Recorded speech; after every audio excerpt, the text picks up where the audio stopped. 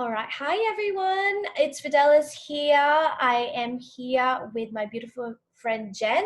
I'm going to introduce her to you shortly, but basically this video is for you guys, our Kingdom Entrepreneur Mastermind members who are at this very moment, we're talking about business finance, setting goals, and really preparing your business for the new financial year. So I thought, what a better way, what a great way to invite an expert to come on board today and so we could learn together and really hear from someone that's been there, done that, someone that's an expert in this field. So before anything else, let me introduce her to you. So Jen Fontanilla is a speaker, a 6-time author, and has worked with the Walt Disney Company, Target, Goodwill, and the US Air Force. My gosh, you have to tell me a little bit about this, Jen. She's also got 15 years of experience in the financial services, formerly as a financial advisor and now as a certified money coach. Like, we need someone like her on our side, right? Jen focuses on empowering the emerging entrepreneurial woman to develop a more conscious relationship with money so they gain the confidence to leave their 9-to-5 and live out their true passion and purpose. And I love this because so oftentimes, we jump into the business world and entrepreneurial world, and then we're learning everything, and money is such a big aspect of that. And so I'm so glad that you're here today. Welcome, Jen. Thank you. Thank you for having me. I'm so excited to be here. Yay. I'm so grateful that you're here because I know that, by the way, Jen is on the other side of the world. It is 8 p.m. where she is now, right? Yes. So, yes, it is. And over here it's 1 p.m., 1 in the afternoon. And so grateful for her time and just so grateful for her expertise. And so we've got some questions for you, Jen. And let's start with, so as an entrepreneur, if you're starting out in, you're starting a business, you're launching a new business. Awesome. What is that very first thing that you should be looking into in terms of finance to really make sure that you're managing that correctly in the beginning? Yes, great question. I think one of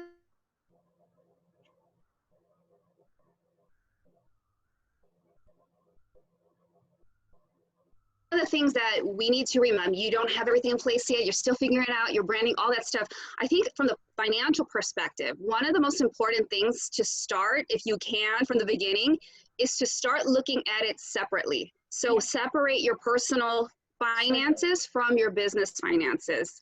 And so what do I mean by that? So for example, open up a separate checking account. So even if you, and I'm not sure how it works over there in your country, but if you create a DBA, doing business as, or if you create a separate entity, whether it be like an LLC or a corporation, and I don't specialize in those things, but just so you know, consult your the disclaimer. Consult your legal, your attorney, your CPA to help guide you in which entity you should form.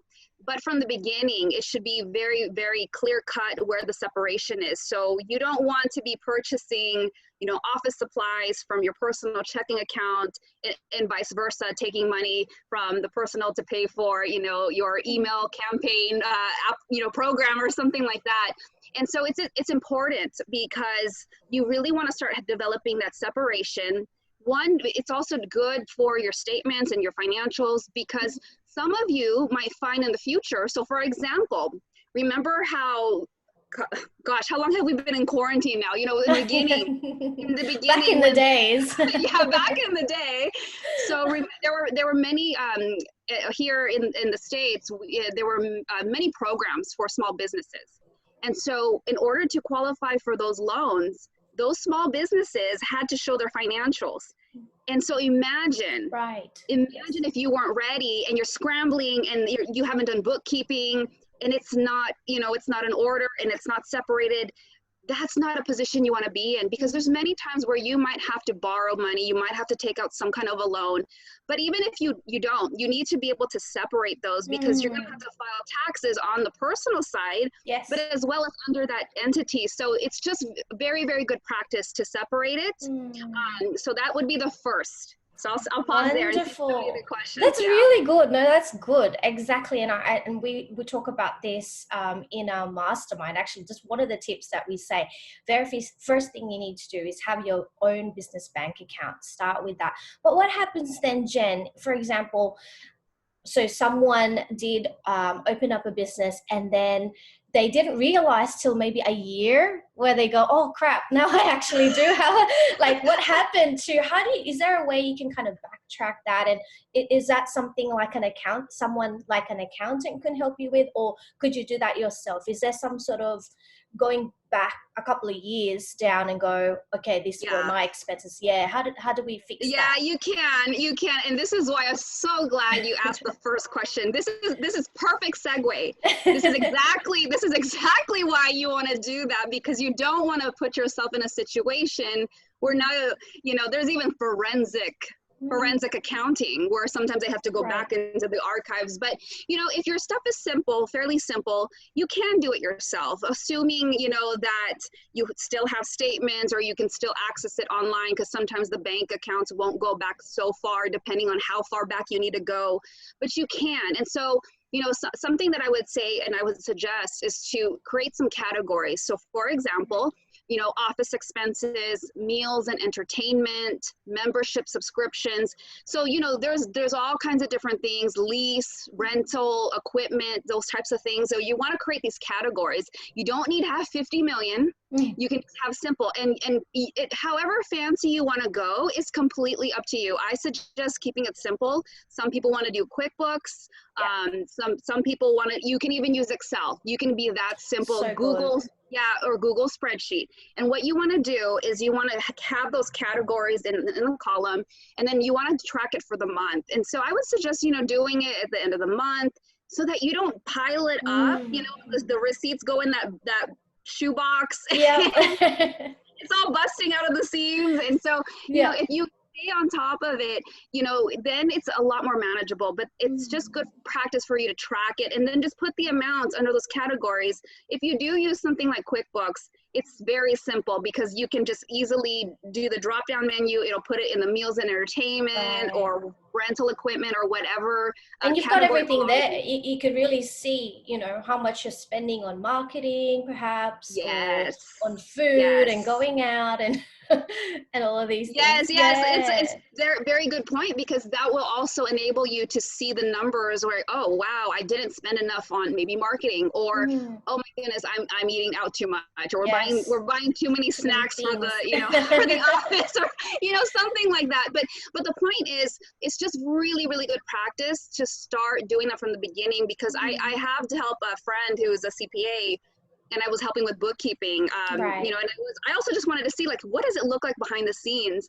Oh my goodness, let me tell you, I have worked on some people's businesses where it was like the entire year, and you're trying to cram it in before taxes are due. And it's like your eyes are starting to get you're getting dizzy because you're looking at all these line items on the bank statements. And so don't put yourself in that position. Just be prepared, and just you work on it a little bit at a time.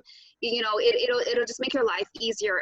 And that's something also you can outsource. If you are in a place where you can hire a VA or somebody that can just input that information for you, if you're in that place, I would highly recommend it. If that's not something that you want to do, easily hire a virtual assistant to help you with that task. Yeah, awesome. We're so blessed right now. These days we've got, as you said, Excel sheets. If you don't have Google Sheets, then there's also QuickBooks. I'm using FreshBooks at the moment, and that's really helpful. So there's a lot of resources out there that could really help us, build that healthy habit of putting all the information on there and just having it all clear in front of you, so you're not scavenging at the end of the year. It's really timely right now, because at the moment it's end of financial year for the end of this month. Is that the same over there in the US? Or are we different? Is it different? It depends, because some will go like the calendar year, and then some will do a fiscal. So it just depends on how they want to do the accounting and the reporting. Okay. Yeah. Great. Yeah. So this end of this month is end of financial years. Around about this time, everyone's kind of preparing their business for that. So it's just a great reminder, and so very timely. I'm really grateful that you're here to remind us of that and just be really on the ball with our money, right? So what else? What about business tips or any tips for entrepreneurs out there in regards to how they can, first of all, manage it? Managing their money. I guess we can kind of do that with the FreshBooks and the QuickBooks. But what about creating targets or budgets or forecasts for the upcoming year ahead, for the new financial year? Yeah, I think it's definitely important to set your goals, and you know, some people do it differently, but one of the easiest ways I've seen that you can do it is on a quarterly basis. Excuse me. Bless you. Okay. You know what's funny? I was thinking about that earlier. I was like, what if I had to sneeze? Would I just put it on silent real quick, or would I just let it happen?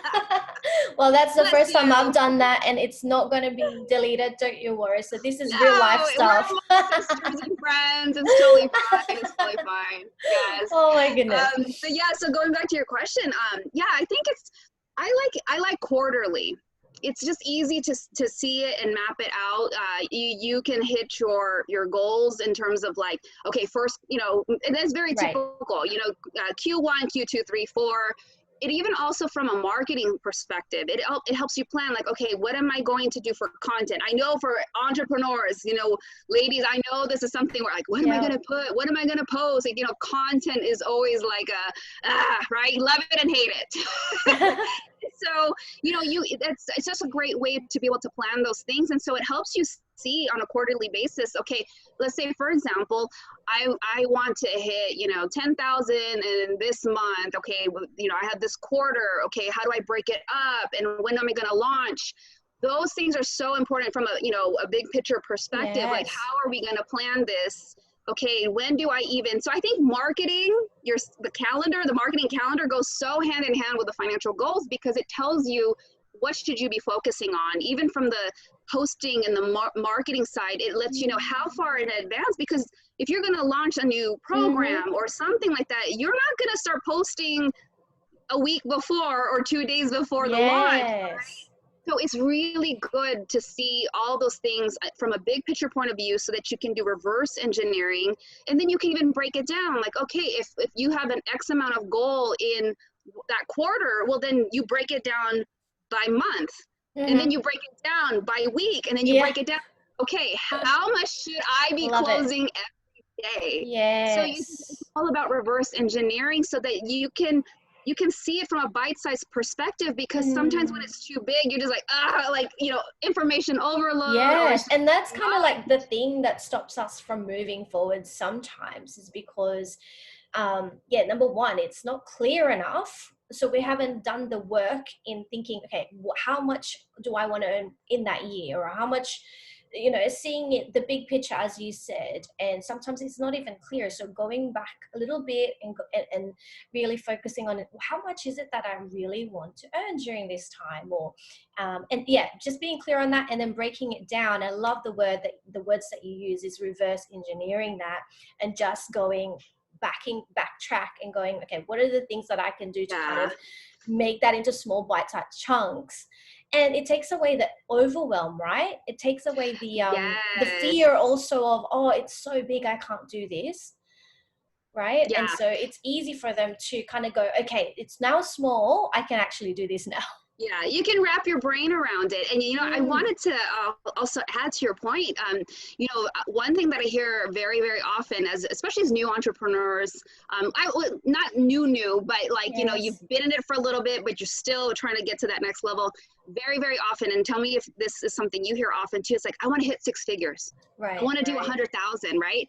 But it's like, okay, but let's cut that in half first, and let's aim for the 50.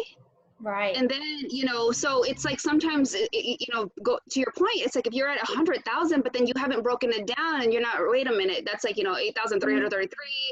Then you're like, oh my gosh, like, how am I going to get there? Like, if you break it down, like, let's hit the first half, and then we can increase it. So there's this interesting balance when it comes to the money. It's like, you want to aim so that it's stretchy and it's scary. Like, you know, you always hear that big audacious, you know, goals, but at the same time, not so crazy that it's like, yeah, forget it, this is impossible. So there has to be manage expectation and reality. But by the same token, you don't want it so easy that it doesn't stretch you and grow you, that you know you're really going for it. So there's that, and you know, that's when we pray. And that's when you have to call for the Spirit to lead you and, you know, really guide you through this whole process. So true. Amen. I love that. I love that. I love looking at both things, looking at the balance of that and knowing that you can dream big. Yes, you can, but also thinking about breaking it down so that it doesn't look so overwhelming, and it is actually like, you know, the SMART goals that we talk about, right?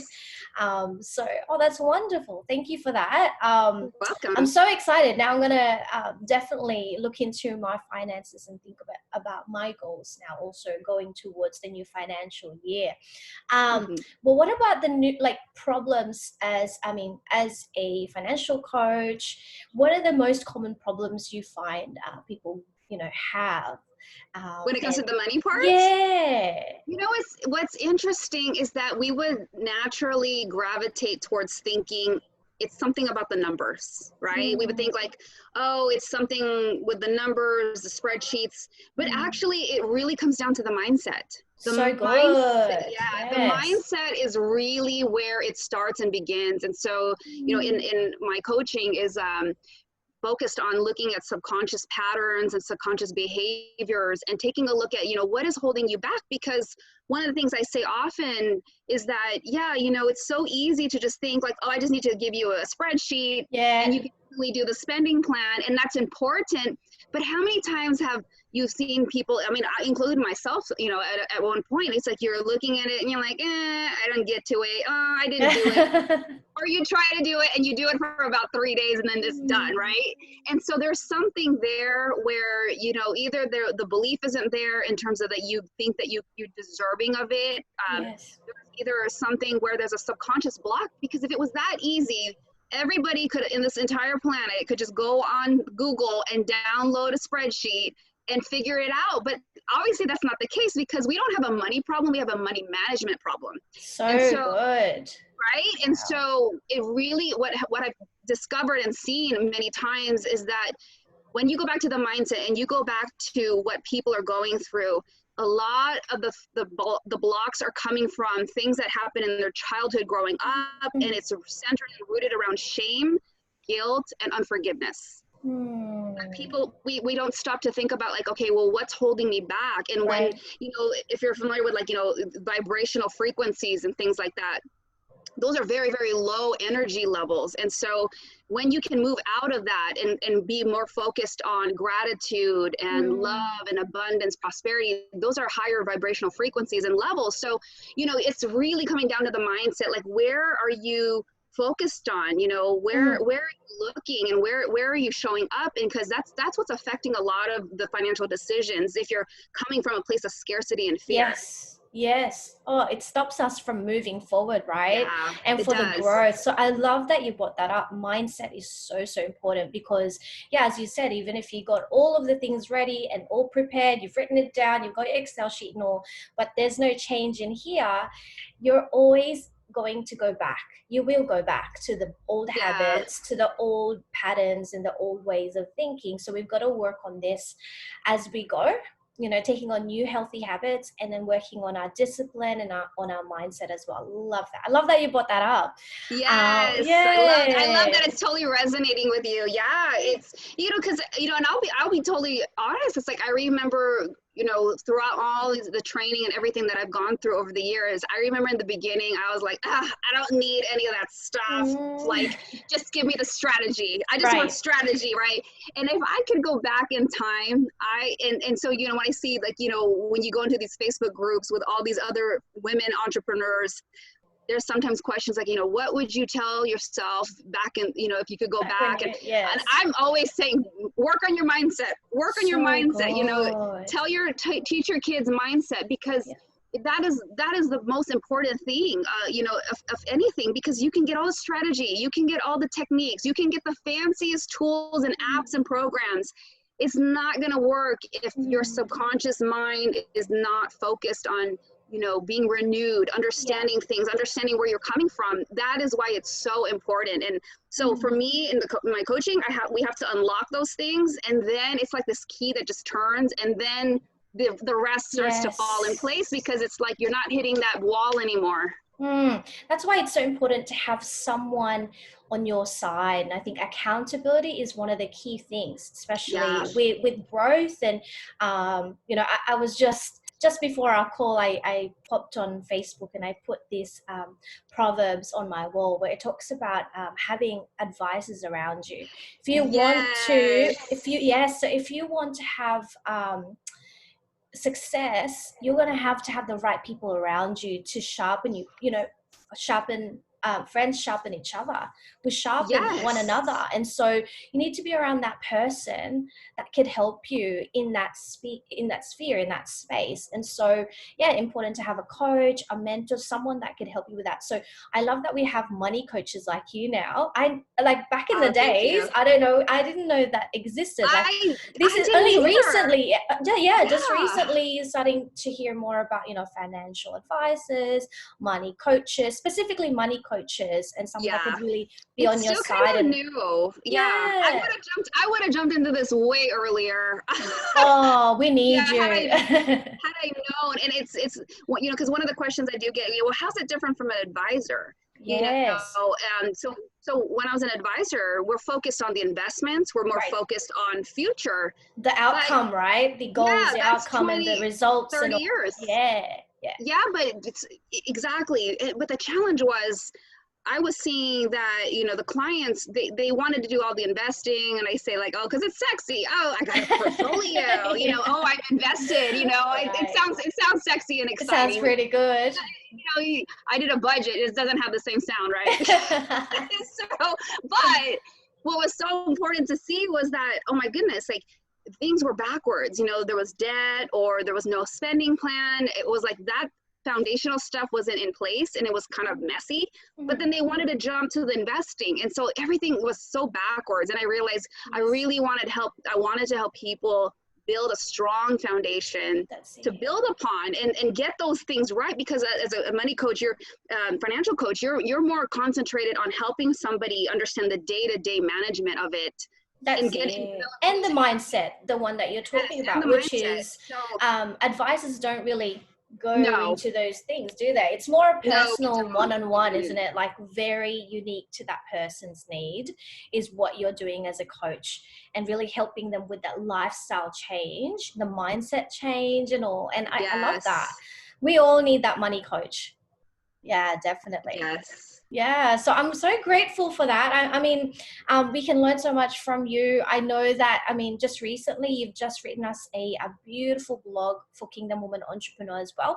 And so thank you for that, which is so welcome. Debunking some myths, right? Yeah. So that's another thing I love about Jen, is that she is a Christ-centered coach, and that, you know, when she talks about money, it's not just the surface level stuff. She goes deep about, you know, what it means to be a good steward, a good kingdom woman. And so I encourage you guys to go and read that. I don't know where I'd be popping it here, but I will be sharing it when I share this video with you. I will share her blog as well, because that talks about, you know, debunking some of the myths that we have as believers sometimes, because that could also be what sets us back, or what's holding us back, is by having those, you know, those beliefs, the beliefs that we were brought up when we were younger, right? As you were saying earlier. Yeah, so I'm excited. I'll be sharing that with you guys. What else? Any last things, or any last word or tips that you'd like to share with the girls before we close off? Anything you want to share? You know, I just want to just encourage you all to, you know, one of the things that I've been seeing pop up often is like this imposter syndrome. And if you're not familiar with that term, it's basically you feeling like, who's going to follow me? Who's going to want to work with me? Am I good enough? Like, you know, what if people think that I'm not as good as should I charge that? Those are very, very common questions, and you're totally normal. If that's what you feel that, but I want to also encourage you just to remember that it's very easy for us to take criticism. And this actually was in the devotional I was reading this morning by Joyce Meyer. It's like the third time I've gone through this one. I love it. It's called The Confident Woman. And it was I about love that. I have that one. Yeah, isn't that one good? I just keep going through it over and over. And today's was about criticism. And, you know, sometimes, you know, depending on when you're weak and you're tired, we feel like that criticism really, really gets to us. And I want to encourage you all to just remember, come back and center yourself and remember who God created you to be, that you've been gifted with talents and abilities. And those talents and abilities are there for you to generate income, to make the money that you deserve, to make the money that you're so capable of making. You know, all this stuff is great, you know, managing it, but you have to also believe that you've been destined, that you have been anointed in your calling to go out there and use those gifts. And so don't ever allow your mind to go to a place where I'm not good enough, because your creator does not say that about you. Amen. Your creator sees you as perfect, created perfectly in his image. And if you can always remember that, you won't have to deal with the imposter syndrome as much, because that stuff is affecting your money. And so just remember that. I want you to be encouraged that you need to step up to that, because if you want to hit that 50,000, you want to hit that 6-figure, you want to elevate to the next platform, you know what the Bible says, prosper where you're planted. We have to prove where we're at before we can be elevated, before God will bless us and promote us to the next level. So I want to just encourage you, just always come back to remember who your Father in heaven is, that he created you, that you are fully equipped. Remember that you are fully equipped, and always remember to call in the Holy Spirit to give you spiritual equipping. But you got it. You have everything that you need in order to do this and make the money that you deserve. Oh my goodness. I love that so much. Thank you so much for sewing into us, welcome. for investing into us. I really appreciate it. And see, that's why we have Jen. This is why we have Jen Fontanilla. She's amazing. Oh, I love you. And yeah, so grateful for you. And I know that the girls have, of course, received so many new insights today. Thank you for sharing your wisdom. How can we reach out to you if you know, if any one of us want to reach out to do some money coaching? Tell us about your where we can find you. Sure, definitely. You can reach me up there. You can see it on Facebook or Instagram. Twitter, it's Jen Money Coach, or you can just go to my site, jenmoneycoach.com. Super easy to find me. I will see it. Look for the what do you call it? The green teal color. Oh, yes. I always look for that. I'm like, yes, that's Jen. See, that's so good, because it tells me like my branding is working. It's so beautiful. I could really see. Yeah, well done on that. And yeah, so thank you again. Thank you so much. And we'll definitely be, I'm sure some of our girls will be reaching out to you. Yeah, any questions? I'm happy to support you guys and answer questions. Thank you so much. All right, guys, thank you for watching. Again, you know, if you want to reach out to Jen anytime, and if you have any questions, I'm sure she'd be happy to, you know, reach out and just have a discussion with you if you want to go even further with her. But yeah, thank you for watching. All the very best this month for your goals, for your financial goals, and remember to put God first in all that you do. All right, bye everybody.